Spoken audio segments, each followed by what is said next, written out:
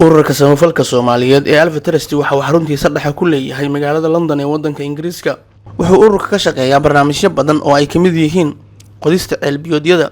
qaar kamid ah ehelada bukaanada jeefa isbitaalka magaalada Beledweyne ayaa u mahad celiyay ururka samafalka Soomaaliyeed ee Alpha Trust, waxaana ay sheegeen in isbitaalka Beledweyne ay adkeed in la helo biyo xilliyada qaar maadaama ay cilad haysatay bamka biyaha dibadda u soo saara ee isbitaalka Beledweyne. أنا وحنا إسبتال كبكان لجوجيسة نينكي عيل كان نوسمي بحين نوسمي غير الدنيا غير آخر الله سيو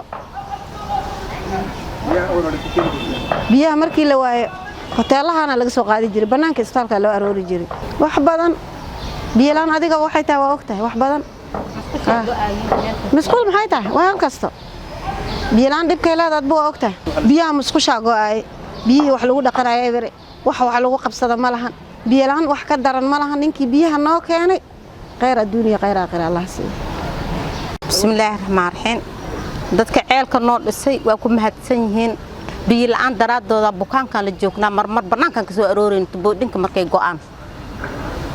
aad ugu mahadsan yihiin. agaasimaha guud ee isbitaalka magaalada Beledweyne Axmed Maxamed Khaliif ayaa u mahad celiyay ururka samafalka Soomaaliyeed ee Alpha Trust kuwaas oo uu sheegay inay isbitaalka Beledweyne ka caawiyeen dhibaato ka taagneed dhinaca biyaha. anagoo ah agaasimaha isbitaalka degmada Beledweyne ee gobolka Hiiraan oo isbitaalka ugu weyn ah Axmed Khaliif waxaan maanta aan meeshan munaasabadan rabnaa inaan uga mahad celino ururka community-ga Alpha Trust oo madax ka yahay Daahir Cali Kulmiye oo runtii maartay ku saaciday isbitaalka ceelkan aad arkaysiin oo maartay u sameeyay dayactir iyo in bam la gasho samarkaasina tubooyinkiisa isbitaalka la haleeshiyo samarkaasina mar qaarkood cilado farsamo darteed biyuhu marmar ay go'i jireen marna ay ma jirto biyo yaraan marka ceelkan si looga faa'iideysto maadaama muddo badan ceelkan uu iska daboolnaa cid dayactirtay ama wasaqdi ka bixisay ama cid bam saartay ama cid maartay isbitaalkii inuu shaqeeyo sabab u noqotay aysan jirin marka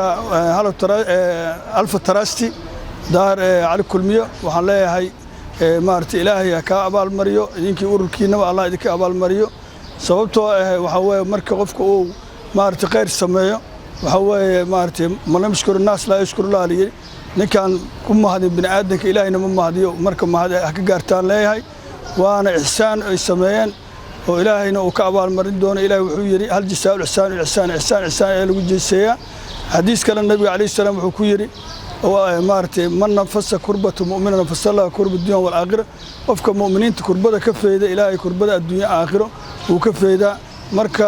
waxa weeye kurba kamid ah isbitaalka biyo helitaankiisa ayay maanta waxay noqotay in maanta Ilaahay uu naga feedo sababna u noqdaan